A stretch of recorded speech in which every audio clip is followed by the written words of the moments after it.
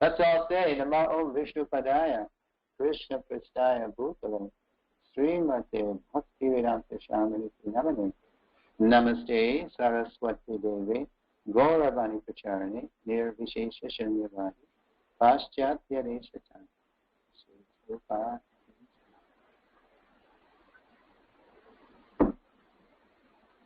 Hare Krishna, everyone.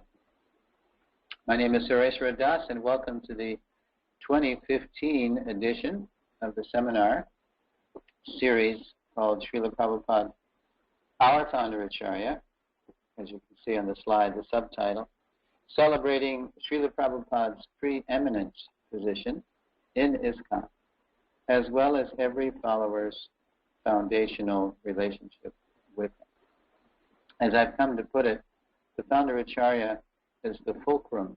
He's the pivot. He's in a pivotal position around which all the other relationships that we have, Shiksha, Diksha, friends, parents,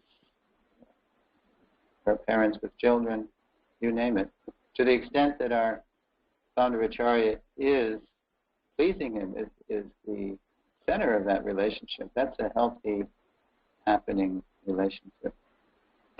There's the title slide of the entire seminar, and now we're going to take a look at the overview. This will be familiar to those of you who have seen. Whoops, why isn't it going?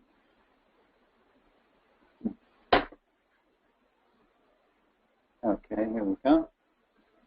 Seminar overview. So we are following the classic Vedantic progression from Sambandha, or knowledge of the relationship, and in our case here it's called deepening our relationship with Srila Prabhupada. And today we'll do the first one, the spiritual masters. And then next time we'll look at a special kind of spiritual master, a master of masters. And then, of course, there's the Founder Acharya, especially because of his pivotal position in the line. He becomes the measure of all teachers and teaching, the lens through whom we see and hear everyone, the touchstone, the standard for all teachers and teachings in his Sangha. Okay, and then after that, we have the signature lesson of the entire series. It has the same name as the whole series, Srila Prabhupada, Our Founder Acharya.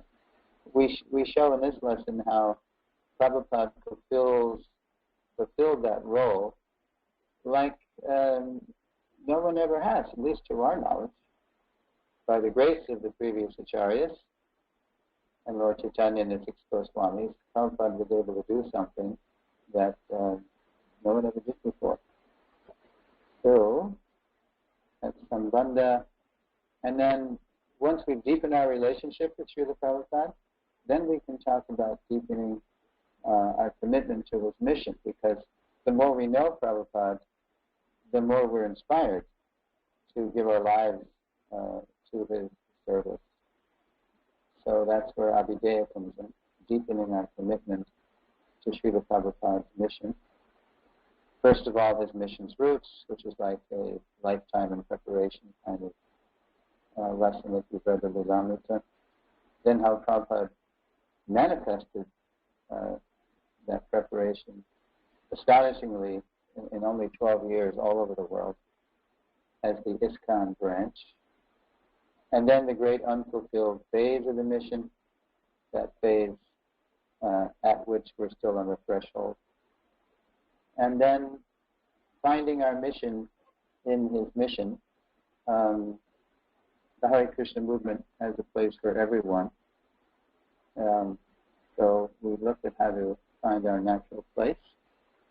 And then prayojana, once we deepen our commitment to the mission, then that qualifies us to really deepen our love for Prabhupada, because we've given our lives to his service.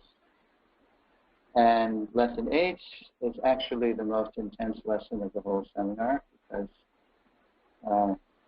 we're so conditioned to non-cooperation with Kali Yuga. the age of quarrel, hypocrisy, pretense, and putting ourselves in the center instead of Krishna and Prabhupada. And then before we do how to access our Srila Prabhupada, we look at sentimental and impersonal misconceptions we may be harboring about Prabhupada. I call it fictional Prabhupada, make-believe Prabhupada, illusory, or just plain dead wrong. And because if we know Prabhupada just in a sentimental way, or if we just know his life, say, and his personality, without knowing his teachings and how to and without applying the teachings in our lives, then that can be very sentimental. And on the other hand, if we know the teachings, but we're very slow or remiss or reluctant to apply the teachings in our lives, then it's just impersonal. It's impersonal. Prabhupada. It's all about applying it in one's life. How Prabhupada applied his own teachings in his own life, Krishna's teachings, and now he passed it on to us. And then finally, in Lesson 10, we take a look at our own personal relationship with Prabhupada in a few standard ways. And we also see before that how Prabhupada is really for everyone. He's not limited. He's a Jagat Guru. He's on that level. But then it all comes down to our individual foundational relationship with Prabhupada. Okay, that's the scope and sequence of the seminar. And that slide was famously taken by Jamuna Devidasi's former husband, Guru Das, on the West Coast early on when Prabhupada left 26 Second Avenue, and the devotees said, "Oh, we miss you. We don't know what to do without you. Without you, we don't know what to do." Prabhupada said, "Well, they just keep my picture on my seat, follow my instructions, and I'll always be with you." "Oh, we don't have a picture," they said. Well, okay. So Prabhupada took, we had Roger Siegel, who became Guru Das, take these, what later became famous pictures. Prabhupada sitting, standing. So I put that there because it really speaks to me. Lesson 1, the spiritual masters. In this first lesson, we'll examine how all bona fide gurus are one, how they're different, and how they're one and different from Lord Krishna, the original guru. So notice the spiritual masters.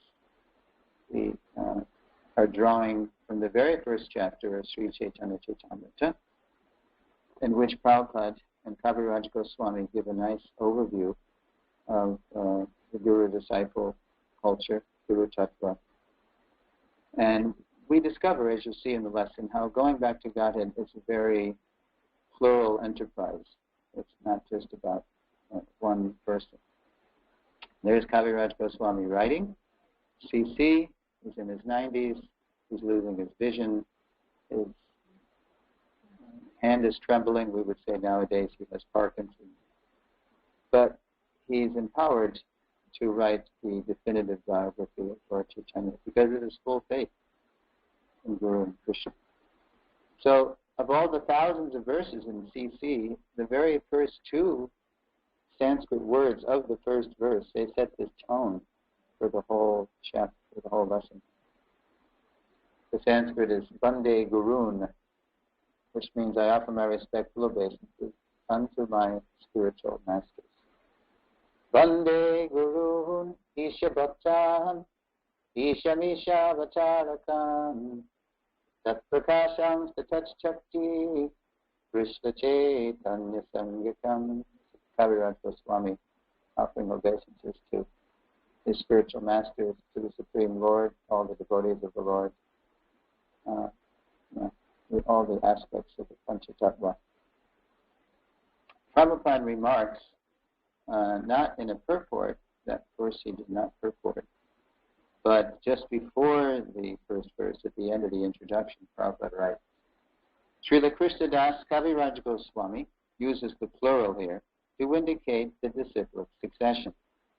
He offers obeisances not to his spiritual master alone, but to the whole parampara, the chain of disciplic succession, beginning with Lord Krishna himself, which is quite a statement because Kaviraj Goswami's initiating spiritual master, he's none other than Lord Nityananda. So even though his Diksha Guru is of the category of God, he's not just focusing on his initiating spiritual master. He's putting everyone and everything in context of Guru Parampara, which is Krishna's, his way, his system of bringing us back home. So to deepen our understanding of Prabhupada's position as our founder Acharya, let's first look briefly at Prabhupada's presentation of the Guru, first as one and then as many. So there's Prabhupada at New Vrindavan, 1972.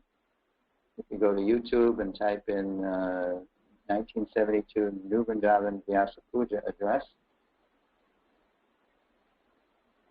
you can actually hear Prabhupada give this lecture because the leaders of the movement in 1972, at Prabhupada's prompting, they invited all these VIPs, politicians, journalists, scholars, to come and meet the Hare Krishna Guru, who's responsible for this movement that's not going away. It's all of 6 years old at the time, 72. So Prabhupada gives this amazing speech about what a guru is to people whom he knows are wondering, why is this old man sitting on this velvet throne? Who does he think he is here in egalitarian America? So Prabhupada, his whole speech is intended to demystify the parampara. He wants to bring the guru right down into terms that they can understand it. So he says, spiritual master is like post-peon. In other words, the mailman. He just delivers Krishna's message. He doesn't add, subtract. He just gives it as it is. And then he brings it down even further. He says, so the spiritual master, he's like the dog of God. Because even in this world, it's hard to meet a big person of this world. But if you happen to meet that big person, say in a park, walking his dog, and you give his dog a 2-cent lozenge, then very easily the master is pleased because you're loving his dog. You're giving his dog something. So he loves me. He must love me because he loves my dog. It's the same place. So Prabhupada said it's very difficult to approach what to speak of a person of this world. How about the Supreme Person? It's impossible. But if you please his dog, Prabhupada said, first he called the Guru a mailman, now he's calling him a dog. If you please his dog, the spiritual master, then very easily Krishna's pleased. And so right on cue, one of my godbrothers at Prabhupada's feet there said, oh, Srila Prabhupada, how can we please you? Chant Hare Krishna, Prabhupada said. Then he bowed down in front of the deities, Radha Damodar, Lord Jagannath. I think that's all that's on the stage. And then he got in his car and drove away. So, that was a very masterful presentation of the Guru. That's a sign of a master. He can make the most lofty, sublime subject matters very simply understood by anyone. Okay, so what is a guru? Big question. Popularly, a person who has knowledge or expertise. For example, a sports guru. So many gurus, quote unquote, out there, right? And it's all a very secular usage. I have my relationship guru, my sports guru, my financial guru, my political guru. They've just come to mean an expert in the guru at the most basic street level. Then a step up from that is the Avanti Brahmana in the 11th canto of the Bhagavatam. He says we have so many teachers in nature. A tree, it says in the quote here, a tree in nature. For example, a tree teaches tolerance. People carve their initials in the tree. all kinds of animals pee on the tree stands outside in all 4 seasons, or all, whatever the seasons are, and doesn't protest. That's the paragon, exemplar of tolerance. Literally, heavy. One who is heavy with knowledge. There's a funny story in the early days of the Haight-Ashbury scene out in San Francisco, where the devotees, the 518 Frederick Street, that temple was next door to a kind of hippie Volunteers of America outfit. They called themselves the Diggers. I remember the Diggers. And they were always going around and giving out free food, trying to help people. The young people would come there, especially. And then next to the Diggers were the Hells Angels, right in the same street. And the leader of the Hells Angels at the time, he was a guy named Tiny. He was about 6'8", 300 pounds, so they called him Tiny. And one day, Tiny said to one of the devotees, "Hey man, your guru's heavy." So even Tiny, he thought he was a bad character, as they say. But when he heard Prabhupada speak, apparently he heard him speak. No one is heavier than Prabhupada, presenting the philosophy of Krishna consciousness. So let's hear Prabhupada define perfectly what a guru is. Raman, I'm going to, on the count of 3, I'm going to put the slide in, and Ramananda's going to put the audio in. Here we go. 1, 2, 3. Standard knowledge. Standard knowledge is received from the parampara system, disciplic succession. Therefore, it is said, Srotriyam. Srotriyam means who has heard from the parampara system. Srotriyam, and the result is Brahmanishtam. He is firmly fixed up in the service of the Supreme Personality of God. Well, Ramananda, I heard that double. I hope everyone just heard 1. If you don't come in, then I guess we're okay. Okay. So the perfect definition of a guru is somebody who's heard, Shrotriya, and Brahmanishtam, and he's firmly fixed. He not only heard the message of Krishna in parampara, but he lives it. He walks the talk. He practices what he preaches. So that's the perfect definition of a guru. Now, even if we know what a guru is, do we know why we need a guru? And this is the age of do-it-yourself. Maybe we think we don't need a guru. Okay, why do we need a guru? There's Arjuna with his classic Arjuna moment. Confused about my duty. Now I'm your disciple. Please instruct me. So that's what human life is meant to bring us to that point. Why is it so confusing? For example, Arjuna, he had a few reasons for not wanting to fight. He didn't want, of course, he didn't want to kill his teachers and his grandfather, his teacher especially. And he thought it was sinful, they'd get bad karma, and then the society would go to hell if all the brothers and the husbands and the sons die in the battlefield. All the women will be unprotected, unwanted population will come in. So, and then finally, Arjuna's final reason for not wanting to fight was a very existential reason. In other words, he said, nor do we know which is better, conquering them or being conquered by them. The sons of Dhritarashtra, whom if we killed should not care to live, are now standing before us on this battlefield. In other words, I'm damned if I do, I'm damned if I don't. So life makes no sense. It's absurd. We can think of as many reasons to do something as not to do it. And that's true as long as we keep ourselves in the center of the calculation of who's to be pleased. Yeah, nothing does make any sense ultimately. Now in his remarks to that verse, Prabhupada writes, by nature's own way, the complete system of material activities is a source of perplexity for everyone.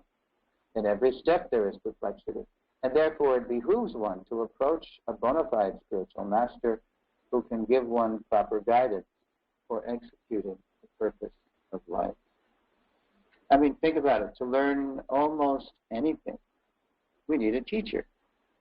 Even to learn how to tie our shoes, we need a guru ma, we need our mother to teach us. Yet when it comes to studying the highest science, the science of the absolute truth, very often in Kali Yuga we naively think we can do it ourselves. We can be our own guru. But it doesn't work. Life is ultimately too confusing. Or as Prabhupada puts it, the bound cannot help the bound. Okay, so once we understand why we need a guru, it is important we connect with a genuine guru to whom we can surrender. In one sense, of course, all genuine gurus are one and the same. Now let's look at how all gurus are one and the same. There's Krishna, who in a very ultimate sense is the original guru, is the original everything. Govindam Adipurusham Tamaham Bhajam, playing the flute. We're going to hear now how the guru is one. The guru is one because he comes in disciplic succession. What Vyasadeva and Krishna taught 5,000 years ago is also being taught now. There is no difference between the two instructions.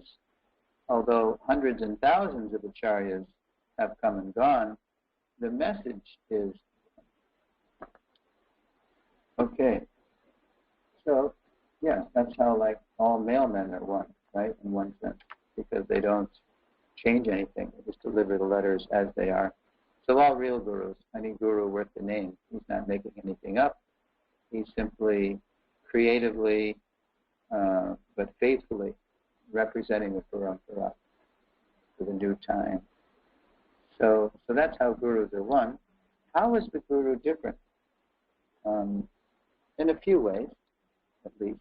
We're just citing a few ways here. They differ by the role they play. Quote, the initiating and instructing spiritual masters are equal and identical manifestations of Krishna, although they have different dealings. So,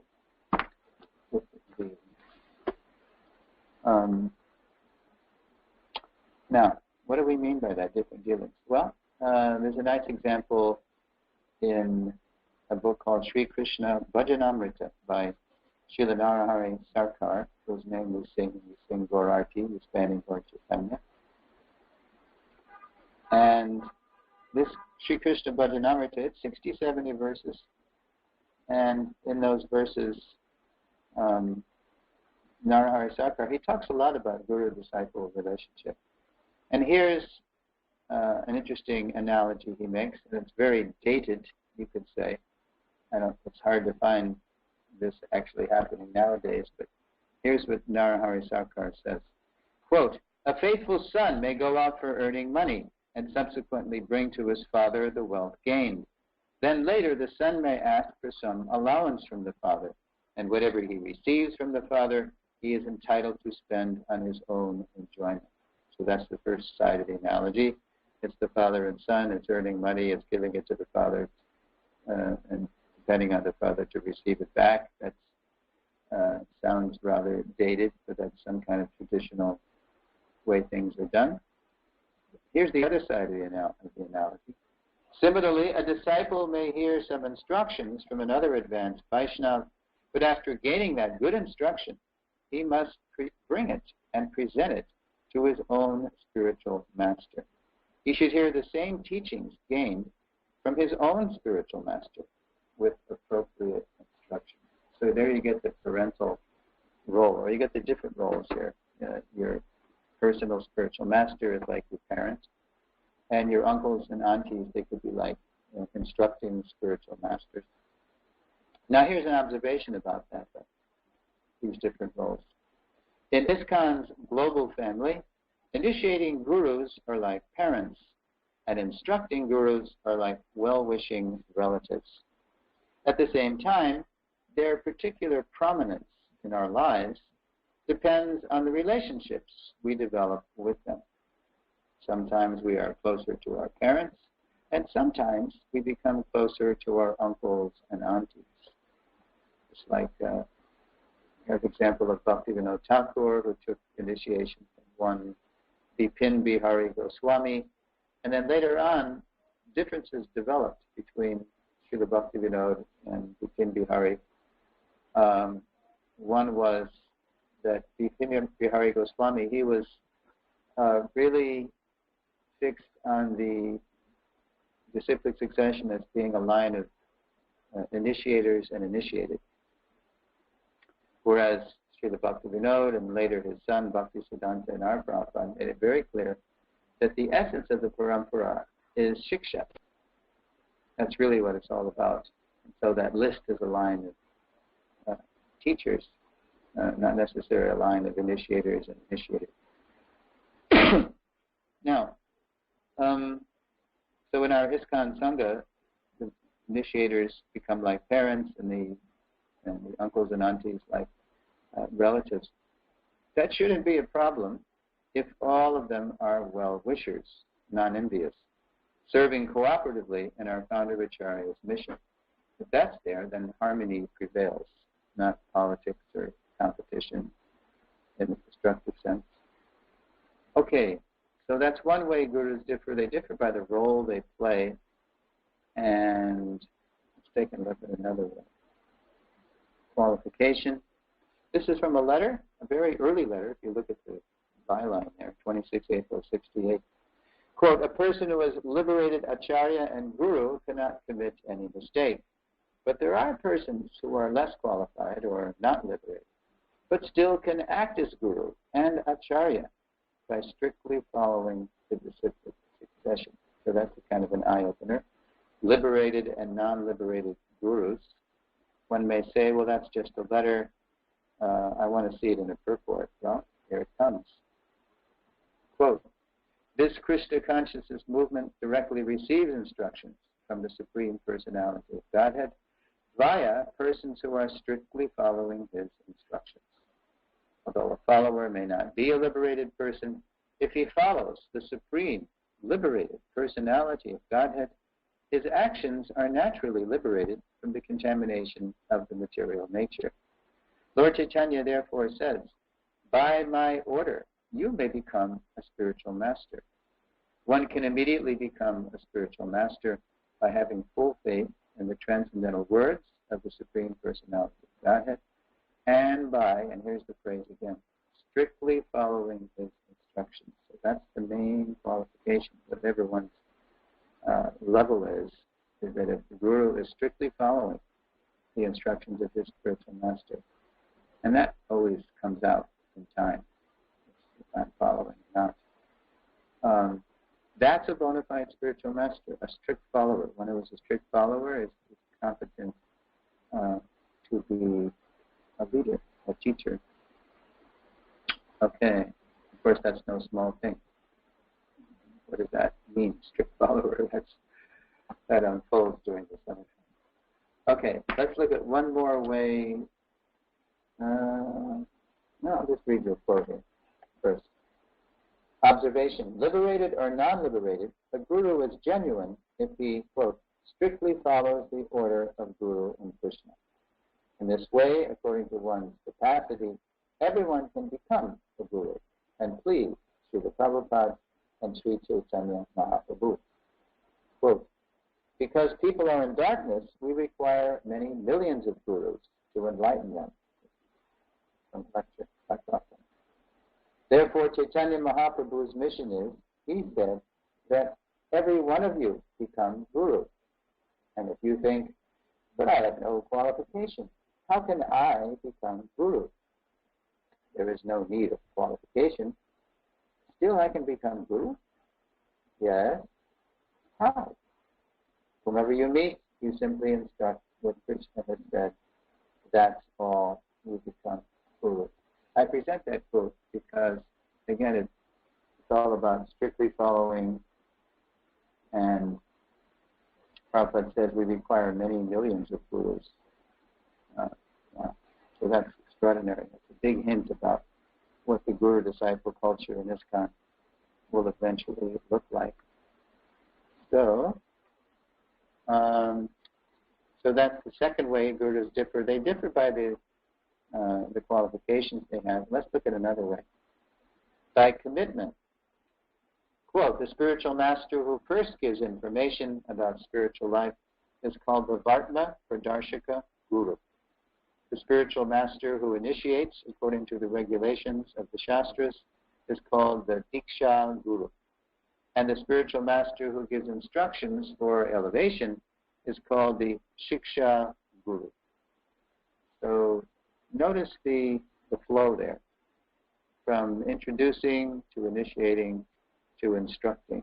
This is not to suggest that a Shiksha Guru is categorically more important than a Diksha Guru, but it does give us a hint about what's running through all these relationships, which is instruction.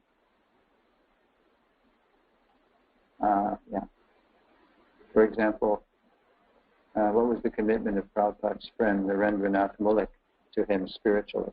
It was to introduce him to Srila Bhaktisiddhanta Saraswati Thakur. There was no commitment beyond that. It's not that Naren, his friend Naren, also joined the mission or taught the mood. But there was that basic commitment to introduce him. And then much further down the road, when someone before the deities and the sacred fire and the Vaishnavas, when they give us a spiritual name and we promise with different vows, we make vows, that's a definite rite of passage. That's a required rite of passage to come closer to Krishna, go back to God. And then shiksha. It's just natural that wherever we're drawing our most shiksha, that's going to become most prominent in our life. Here's how Lord Krishna puts it to Sudama Brahmana in the 10th canto, 80th chapter, text 32. Quote, my dear friend, he who gives a person his physical birth is his first spiritual master, and he who initiates him as a twice-born Brahmana and engages him in religious duties is indeed more directly his spiritual master. But the person who bestows transcendental knowledge upon the members of all the spiritual orders of society is one's ultimate spiritual master. Indeed, he is as good as my own self. So the point is, whichever guru, shiksha or diksha, commits the most to giving us the most guidance, that person naturally becomes more prominent in our lives because we're being more nourished. So having examined the oneness and difference among gurus, we're ready to look at how all true gurus are really different manifestations of Krishna's mercy.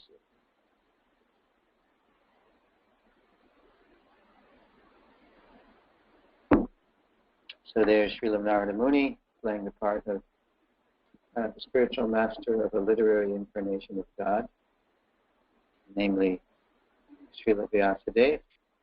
And quote there is, I first offer my respectful obeisances at the lotus feet of my initiating spiritual master and all my instructing spiritual masters. And Prabhupada comments in his purport to that verse, quote, a devotee must have only one initiating spiritual master, because in the scriptures, acceptance of more than one is always forbidden. There is no limit, however, to the number of instructing spiritual masters one may accept.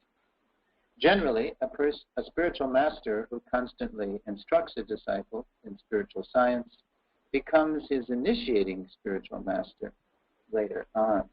So that might raise an eyebrow because that's not generally how we do it in this kind. Observation. In this last sentence, Prabhupada indicates the natural normative guru-disciple relationship sustainable over time.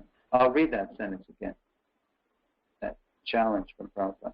Quote, generally, a spiritual master who constantly instructs a disciple in spiritual science becomes his initiating spiritual master later on.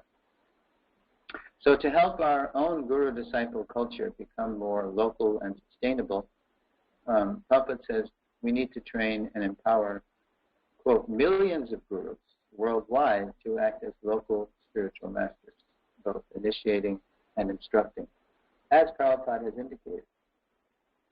So one may wonder, is the categorical status of a Shiksha Guru any less than that of a Diksha Guru? Because we've heard already that they're, or maybe we're about to hear it, that they're actually equal.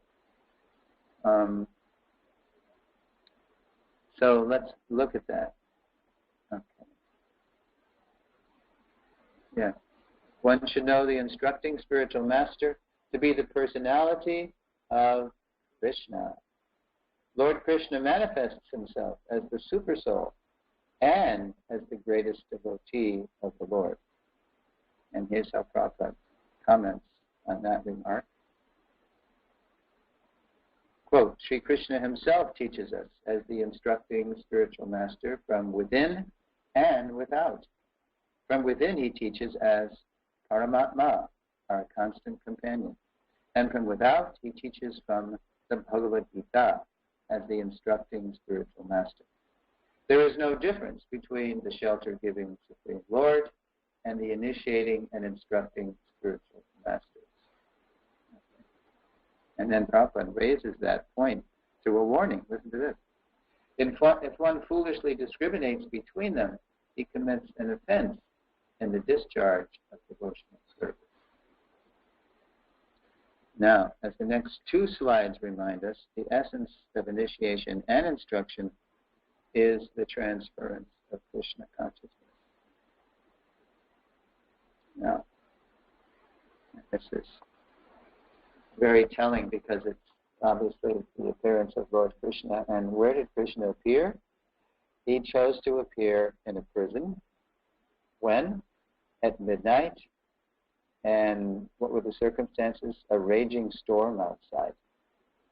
Big hint from Krishna about the foolishness of our choice to come to the material world from the example of his own appearance. He shows us right from the get-go where we've come to this dark, tempestuous, stormy, restricted, dangerous place. Okay, so this is actually from a verse in the 10th canto describing the essence of initiation. It's very poetic, and I added it this year to the presentation. Thereafter, accompanied by plenary expansions, the fully opulent Supreme Personality of Godhead, who was all auspicious for the entire universe, was transferred from the mind of Vasudeva to the mind of Devaki. Devaki, having thus been initiated by Vasudeva, became beautiful by carrying Lord Krishna, the original consciousness for everyone, the cause of all causes, within the core of her heart, just as the East becomes beautiful by carrying the rising moon. Now that's just the verse. So this is the pure conception of Krishna, is that he's not placed into Devaki's womb by seminal injection, but rather Vasudeva becomes potent with Krishna consciousness in his Krishna meditation. And that potency is transferred to that fertile receiver, Devaki, who becomes, quote, pregnant with Krishna. And it says in the verse that this is her initiation. If you look right at the slide there. Devaki, having thus been initiated by Vasudeva, became beautiful, etc. So that's the essence of initiation, is the transference of Krishna consciousness. And Prabhupada remarks in the purport, quote, we should note carefully that the Lord was transferred to Devaki not by the ordinary way for a human being, but by diksha, initiation. Thus the importance of initiation is mentioned here.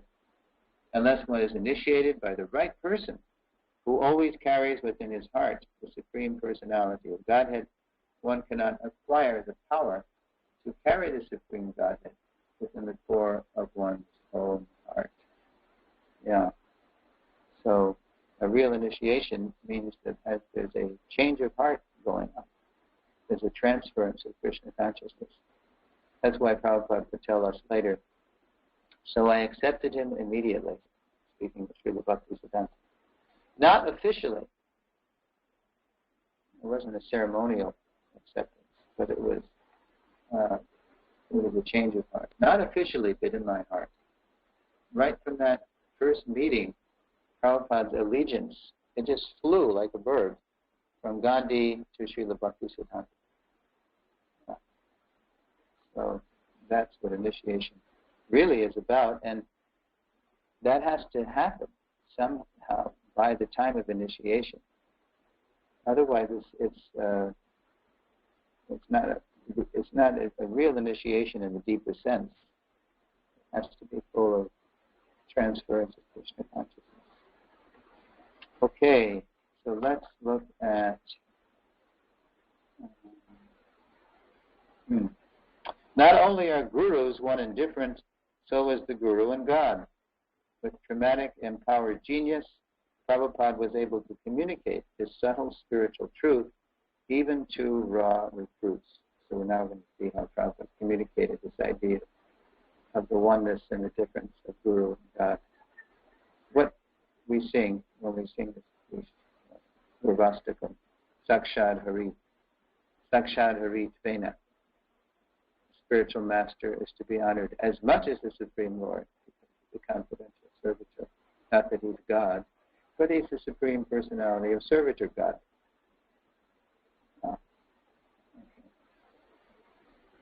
So how was Prabhupada able to communicate this? Oh, let's go there. Okay. So there's Prabhupada photographed beautifully in 1966 of June, even before even 26 Second Avenue. He's posing in the Bowery, his Bowery loft, for two reporters from the Village Voice who end up writing a fabulous piece. It's famous now. They actually sensed that Prabhupada is so authentic that he's about to launch a major spiritual movement. So Prabhupada looking very determined, but also very vulnerable there in that picture. It would be not until July that they would walk in a caravan with Prabhupada's belongings from Bowery to 26 Second Avenue. So the way Prabhupada introduced the oneness and difference of Guru and God was documented, in the Lilamrita. And the situation is that it's Janmashtami Day, and Prabhupada asked that they try to fast all day, which is quite a stretch for refugees from the counterculture in those days. Just like we're coming up to Panavanirjala Ekadasi. So that's a challenge to go the whole day and night, drop of water. So Prabhupada said, so try to fast, it's Krishna's appearance. But if you get weak, if you can't go on, there's a little fruit in the fridge, Prabhupada told the first people. But try to do it. So they had a nice variety of chanting japa and singing, and Prabhupada telling them Krishna Lila. And then the day wore on, and then Prabhupada, in the evening, he announced that, let's see how it reads in the Lilamrita. On Janmashtami Day, 1966, Srila Prabhupada announced on the eve of the first initiation. Quote, initiation means that the spiritual master accepts the student and agrees to take charge, and the student accepts the spiritual master and agrees to worship him as God. He paused. No one spoke. Any questions? And when there were none, he got up and walked out. Later, Howard approached Srila Prabhupada for clarification. So Prabhupada did that deliberately. He was testing his first followers to see if they were ready for initiation. Because as Prabhupada writes in his purport to Gita 434, both blind following and absurd inquiries are condemned. Prabhupada doesn't want cheap, sentimental followers. So he's throwing that out there as a kind of bomb, so to speak, because all summer he's been saying things like, if somebody thinks he's God, he's dog. And so now he's saying that the student accepts the spiritual master as God. So they're really confused, and they don't know what to do. And so one of them walks from the storefront all the way over to a famous local mental health facility called Bellevue Hospital on the Lower East Side. And there's a devotee in there who's been tricked by his parents into signing himself in there. This devotee had been the first to shave his head, wear a dhoti. His parents thought he had gone crazy. So somehow they tricked him into signing himself in. So he was in Bellevue Hospital. And this aspiring devotee walked from 26, after he heard Prabhupada say that, to Bellevue and said, "Hey, Keith, you know, Swamiji just dropped a bomb." He said, "Tomorrow we're going to have something called initiation. And initiation means that the spiritual master takes charge and of the disciple, and the disciple accepts the master as God. What do you think of that?"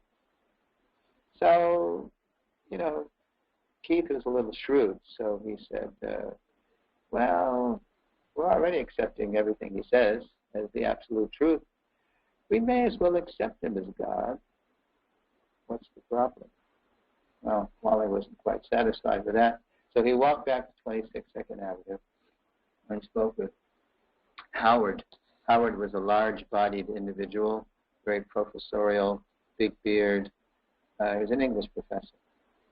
And Howard had the moxie, or what you say, the chutzpah, to be very straightforward with Swamiji. So, for example, Howard had already said, "Swamiji, I've been chanting Hare Krishna for many months, and I still haven't seen the universal form."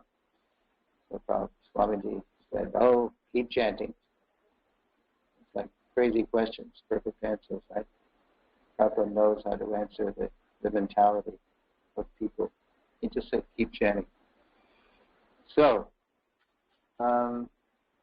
Wally says to Howard, "Howard, will you please go to Swamiji and ask him what he wants?"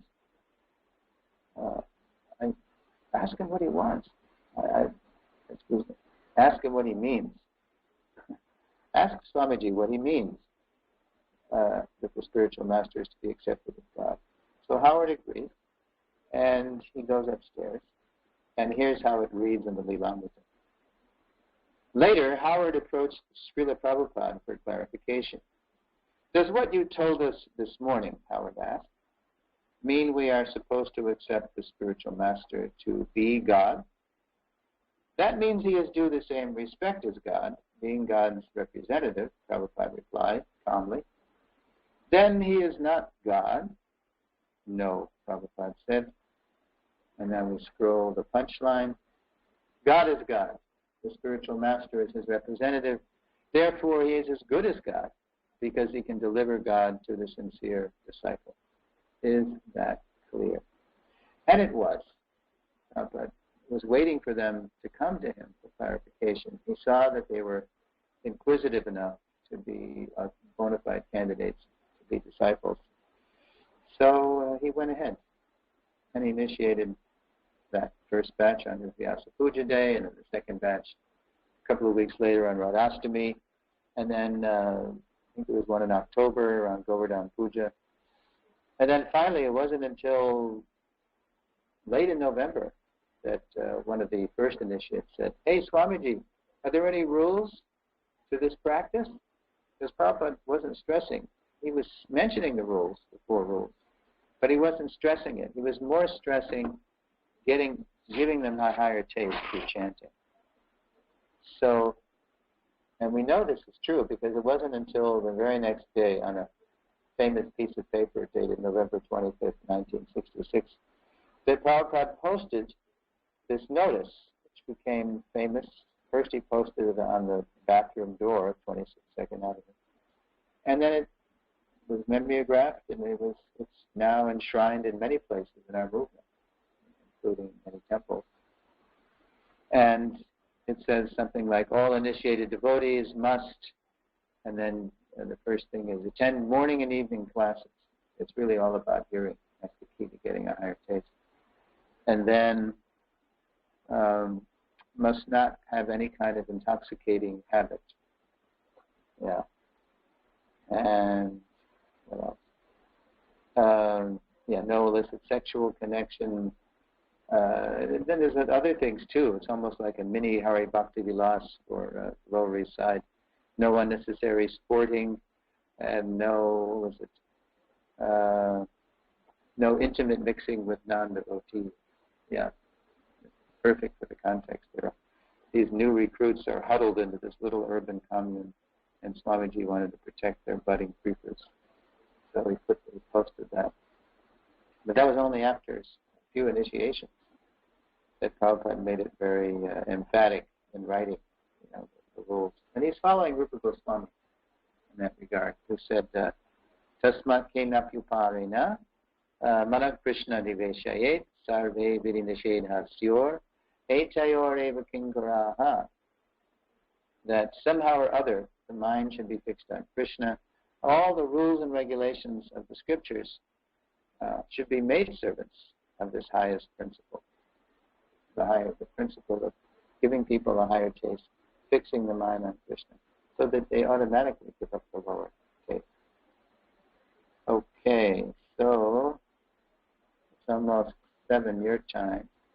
By the end of the lesson, students will be able to identify 3 different usages of the word guru, from popular to perfect, explain why we need a guru, explain how all genuine gurus are one, and also how they're different. Explain how the essence of initiation and instruction is the transference of Krishna consciousness. And finally, we should be able to recount how Prabhupada introduced the oneness and difference of Guru and God. And a preview of next week. All Vaishnava Guru-disciple relationships thrive under the shelter of the founder Acarya, the foundational spiritual master of a disciplic branch. In the next lesson, we'll examine the origin and development of the founder Acarya principle, with a focus on our own Gaudiya Vaishnava line. So it's fascinating how that concept evolved over centuries in our Gaudiya line. Okay, Ramananda, I'm going to stop speaking and people can ask some questions or make some comments.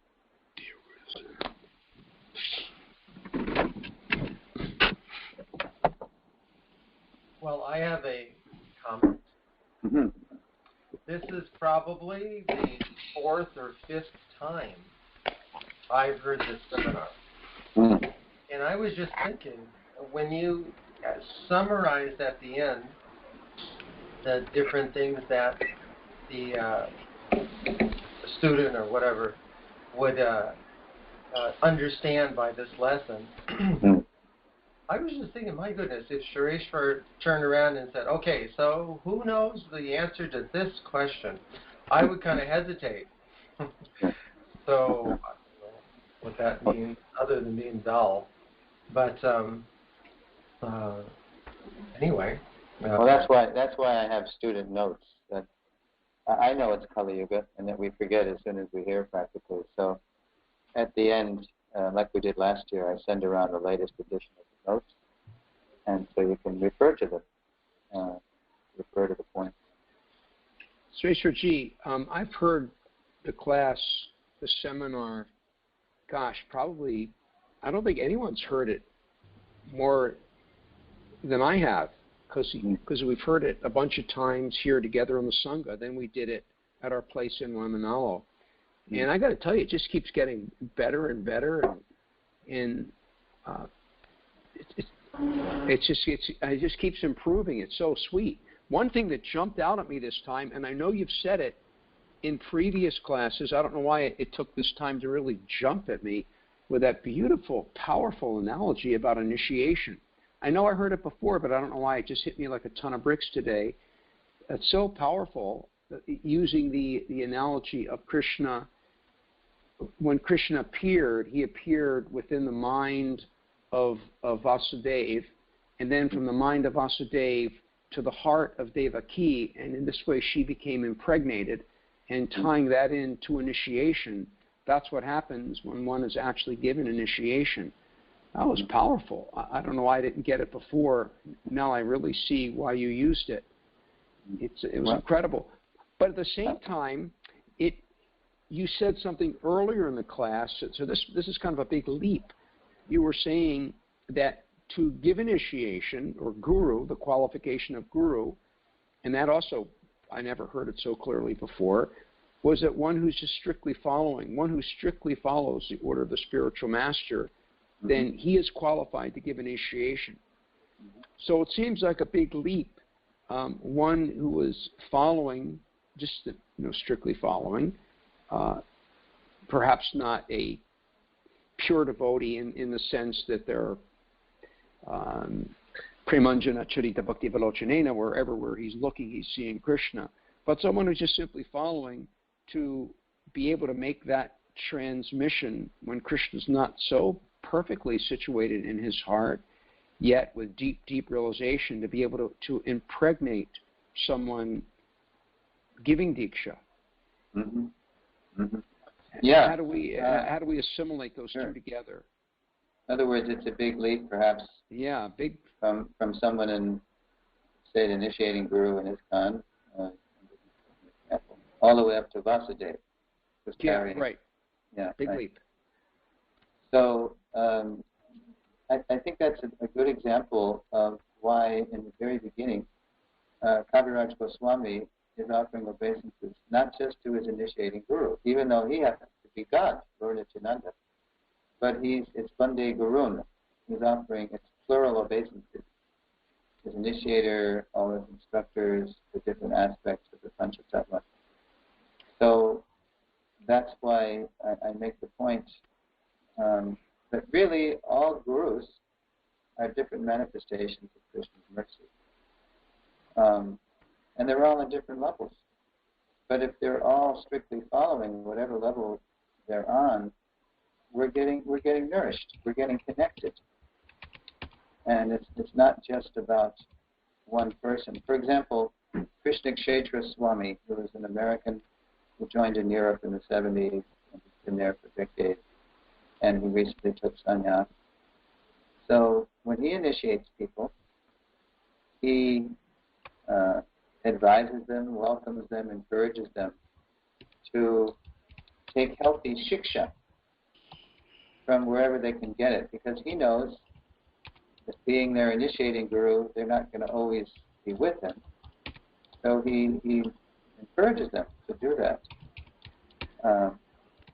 So that's kind of our warranty, so to speak. Mm-hmm. It's not just about one person, And all those relationships, again, they pivot around the foundation, as we see by the end of Sambandha. They pivot around the foundational master of the line, the founder Acharya. And whoever enriches that relationship with the founder Acharya, those are really the most important people in our lives and are very manifest in our human lives. Very nice. Thank you. Anyone else, Ramananda? If there's no one else, another thought ran through my mind, but let me just wait, see if someone else wants to speak, because there's another thought I had. Mm-hmm. Well, I don't see anything typed. Does anyone have anything else? Any doubts? Any doubts? Or that's the best part. Get the doubts out. One of the things that I like, that I'm sure your seminar will accomplish, is simplifying the qualification to accept disciples. I think in our society, I dropped my phone. I think in our society it's gone so far to one extreme that I know many very advanced devotees, some right here in this Sangha, and I've said, would you accept a disciple? And if someone approached you and you were mentoring and they wanted to take initiation from you, would you do so? Oh, no, I'm not qualified. I mean, not just saying that out of humility, but somehow there's that stigma that if you think yourself capable of taking a disciple, and you're sort of puffed up, or it's blown so far out of reality that many people would be afraid to accept a disciple. Yeah. Even though they're in fact quite qualified. I know, because I've asked some very qualified people. Yeah, that's why I had that quote, Prabhupada saying, we require many millions of gurus. Ultimately, the guru-disciple culture should be very local. It shouldn't be long distance. I mean, of course, it depends on the situation, but think about it. Do we want, in ISKCON, a relatively small number of people initiating hundreds, thousands, sometimes tens of thousands of people? Or do we want the other way? Do we want many, many, many, many people initiating as many disciples as they can take care of? That's more the desirable model, according to Prabhupada, when he says, generally, the one who gives the most shiksha, who constantly instructs a disciple in spiritual science, becomes his initiating spiritual master later on. That's normative. That's normal. So we have a ways to go to normalize.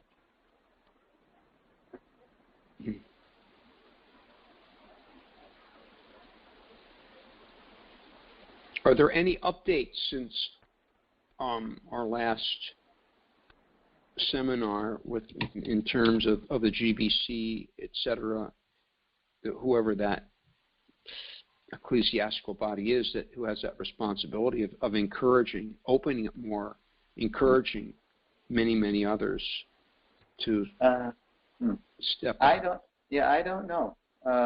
But I do know that in the July-August issue of BTG, where I start turning all these lessons into articles, you start seeing them in the July-August issue as part of the ongoing 50th anniversary years. The whole thing is about that. It's about it all comes down to people in positions of authority encouraging local people to take on that service of initiating, formally instructing, and if people being encouraged to do that, approach these seniors. It's a vast, underused resource in this time. By Prabhupada's reckoning, as you're suggesting, you already suggested, we have so many gurus in our midst. They're simply not approached. They're not formally encouraged to do that service. There's still this kind of misconception of what it means. You have to be some international superstar, or you have to have 4 arms, or who knows what the misconception is. Yeah. I don't know what's going on. There's always things brewing, in the GPC, etc. But at least I kind of make that call in the piece that you'll see in July-August BTG, if you happen to get a hold of BTG. It's called The Spiritual Masters. Hare Krishna, Shreshwar.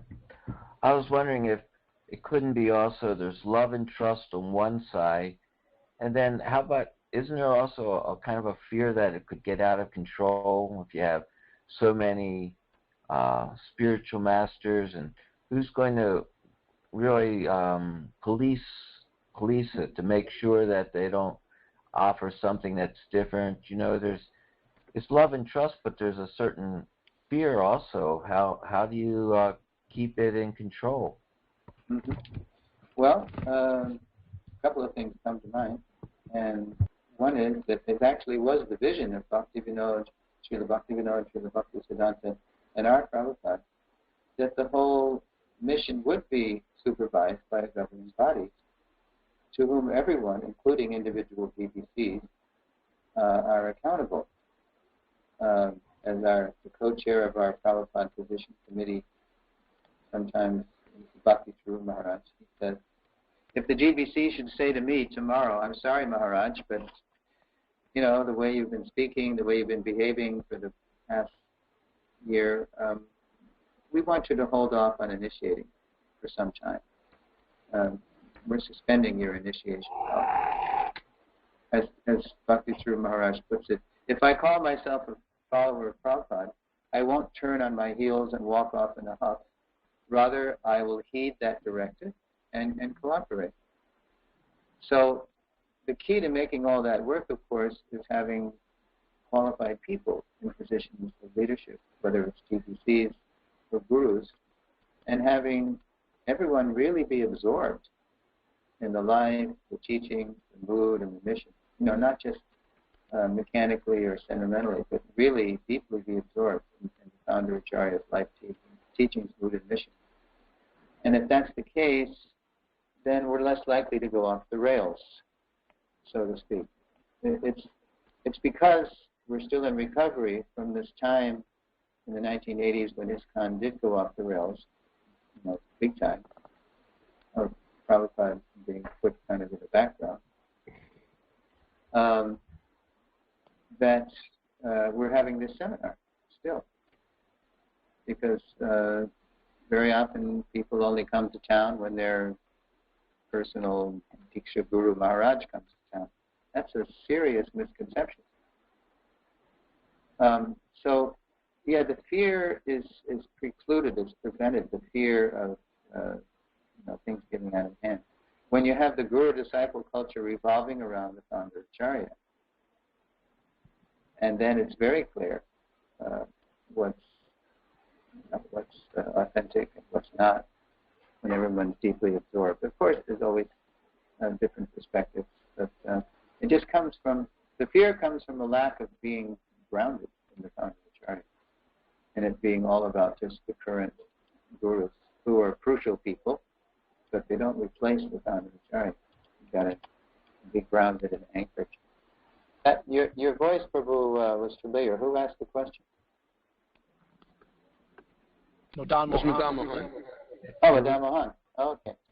Well, I was trying to think of it from both sides of the picture, and there's been a history, and that on both sides on the love and trust issue, because of course with the correct love and trust, then everything can go on. But one of those situations, we have to be a little bit more cautious because of the experiences that we've had already. And I don't know, it seems like it's going on all right. Maybe I'm naive, but it seems like it's going on, and there's a system in place, and that it's working all right.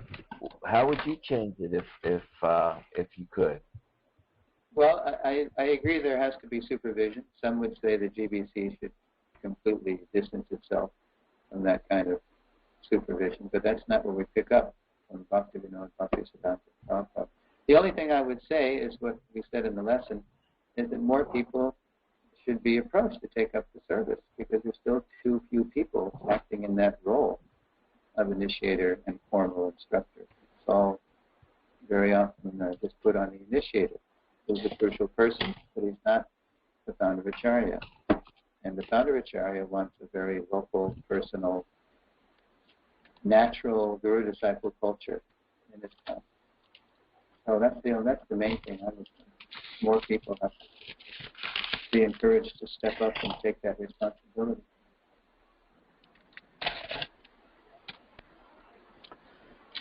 Okay. But you can see that the idea of encouragement coming down from the top, in one sense you could say you could see it in so many different capacities. It's required. There's yesterday we had a very nice class, and at the end it turned into a bit of an istagosi about all those that are what do you call it, hurt, spiritual warriors that are hurt, and they're not associating so much with ISKCON and how to heal that situation. So it seems like the whole society, there's a lot of that, and there's such a thin amount of people that can do that. So it seems like this is just one aspect, but there's many, many other aspects of encouragement and guidance and protection and direction that one could observe that could be improved. Yeah, well, just after the Mayapur last Gaur Purnim, there was a meeting of godbrothers and godsisters, Prabhupada direct disciples, to try to address that. And it's an ongoing discussion amongst some of us of how to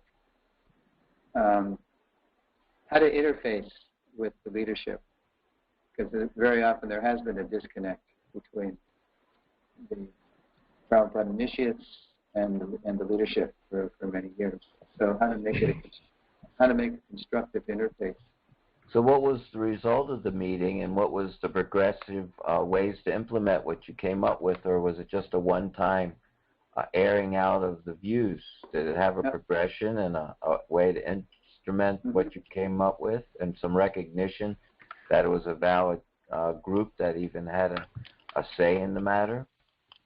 It's an ongoing discussion, and we're in touch with the current chairman, Pragosh, from Ireland, about how to present it in a way that the GBC would be enthusiastic about it. No, it's just ongoing. There's nothing really...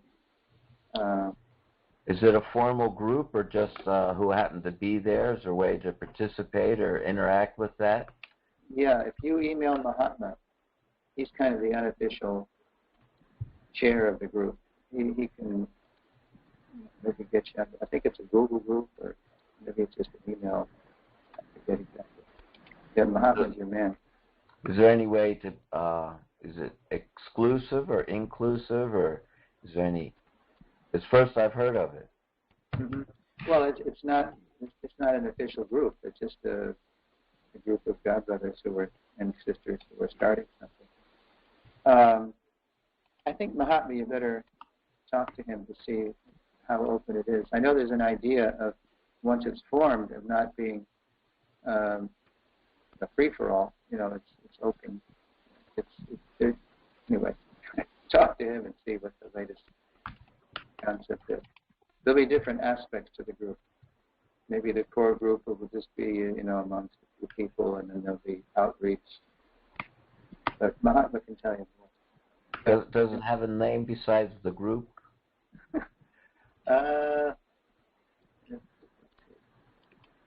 Something like Prabhupada Disciples, something like that. All right, thank you. Sure.